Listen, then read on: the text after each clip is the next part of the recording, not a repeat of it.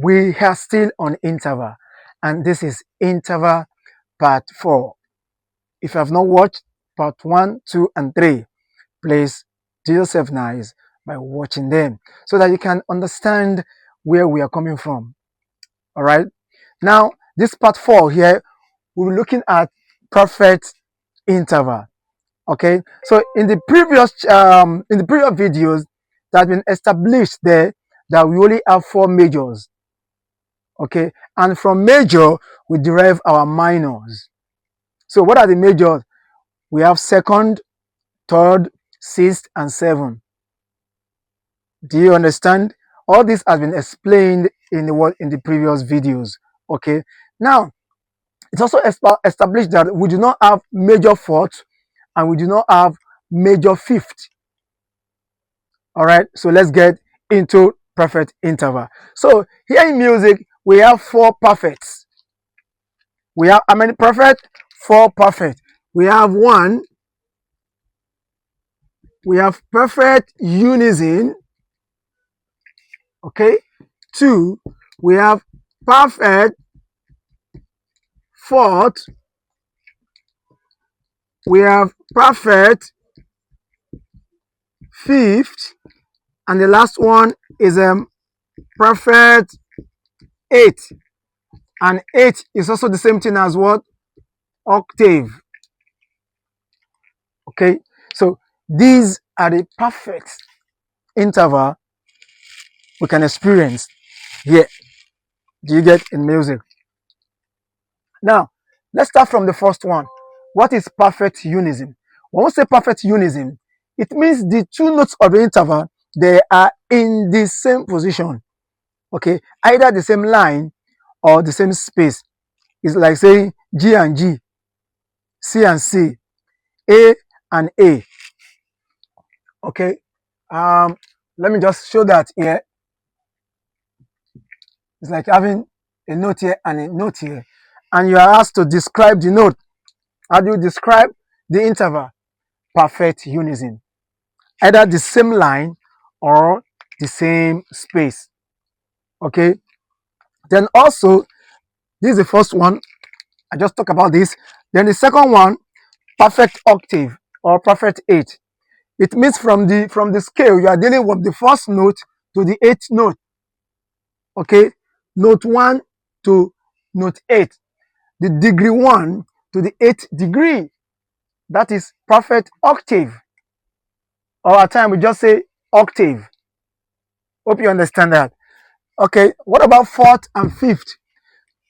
Like I said earlier in the previous video, we do not have major fourth. So what do we have?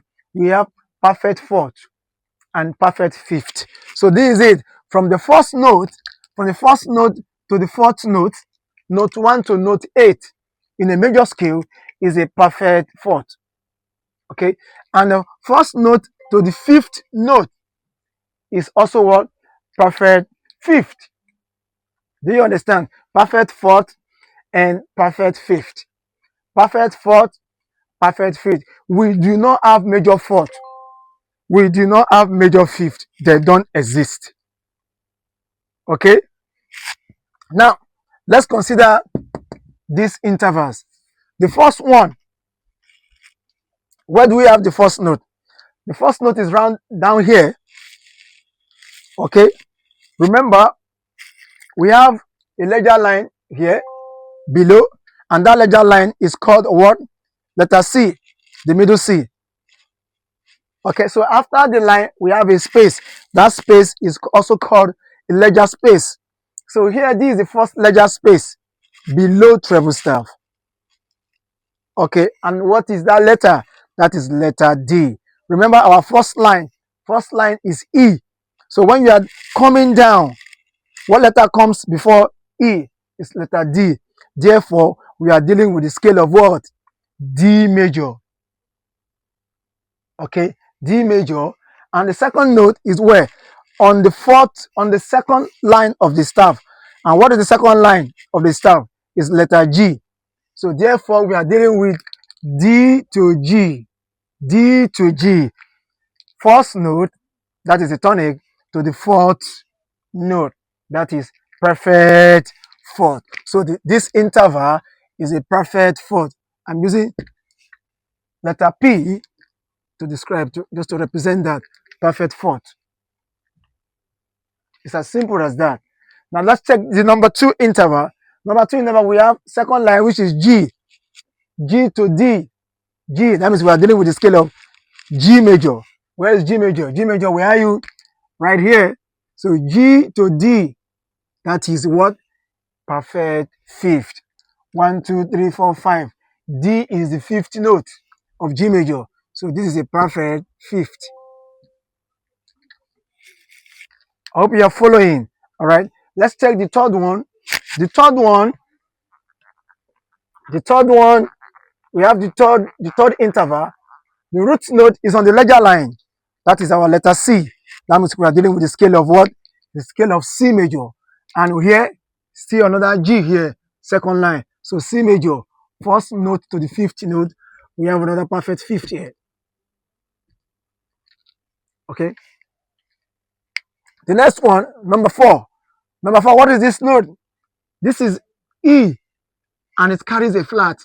So we call this E flat. That means we are dealing with the scale of what? E flat major. E flat major. So yeah, what is the fourth? And then the next note here, that is the second space. Second space is A. It has a flat. So we are dealing from what? E flat to A flat. 1, 2, 3, 4. That's a fourth, a perfect fourth. Interval number 5. Interval number 5, we have the first note on the second space. The second space is what? Letter A. Therefore, we are dealing what? With the scale of A major. All right. And here, the next note is where? On the fourth line. The fourth line is letter D. Letter D. Don't forget, every good boy deserves whatever. Favor, Fanta, fried egg, whatever. All right. So this is A to D. First note to the fourth note. That is a what? Another perfect fourth. The next one, number 6, 7, and 8. So for number 6, we have our first note here on the first space. And the first space is what? Letter F. And what? Here up to the third line with a flat. Letter F, that means we are dealing with what? F major. So B flat, the fourth note of F is B flat. So 1, 2, 3, 4. That is another perfect fourth. I think perfect fourth and fifth, they are the easiest. I don't know. What do you think? Drop it in the comment section. All right. Let's move ahead. Number 7, we have third line to the what? To the fifth line. So the third line is B with a flat. That's B flat. Therefore, we are dealing with the scale of B flat major. B flat, and this is line F.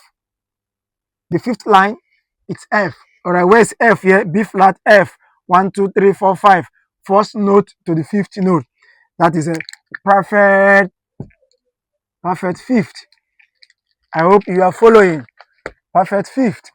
Let me just take this out because of space. And the last one there, line 1. Line 1. I think we dealt with line 1 here. We have a line 1 here with flat, E flat, but in this case, there's no flat there. So that is, we are dealing with the scale of E major, which is not written here. It's not here. You can actually find that yourself. Okay, so find this out for me. Find interval 8 and drop your answer in the comment section. Okay, let me give you an interval that can describe a perfect 8 so that you can see the number of lines and spaces that require for a perfect octave or a perfect 8. Line 2, line 1. Okay. If I have a note here, if I have a note on the first space, So let's count how many lines and spaces we are going to have an 8. This is 1, 2, from a space to a space. Let's use that method. Remember, from a space to a space is a third. Next 2 spaces is a fifth. Next 3 spaces is a seventh. So here, from this F here down, this is a 7. Then to make it 8 is going to be on this line. Do you understand? So this is a what? A perfect 8. Or you just say perfect octave. Or at times we don't use the word perfect for this, for 8 and the unison. You just call them unison or 8. Do you understand? But for 4th and the 5th, please use the word perfect for them. Okay? Thank you. Now, again, I can't say this enough. You must understand your major scales. You must understand your major scale. If you don't understand your major scale very well, you will be struggling with interval. So the first thing is to understand your major scale. I think I have to make a video on what major scale. How come about the 1 sharp? How come about the one with 2 sharps? How come with the one with 1 flat? So that you will understand, okay, why B flat has 2 flats at B and E, why E flat has 3 flat at B, E, A, okay, why A major has 3 sharps at F, C, and G, why D major has 2 sharp at F and C. I'm going to make a video, okay, I'm going to explain the reason why they have those sharps or the flat, as the case may be. Okay, if you have any question, please drop them in the comment section, and don't forget to like, to subscribe, and share. The next video is going to be interesting, honestly, because we'll be talking about another types of interval, which is augmented and diminished. Thank you.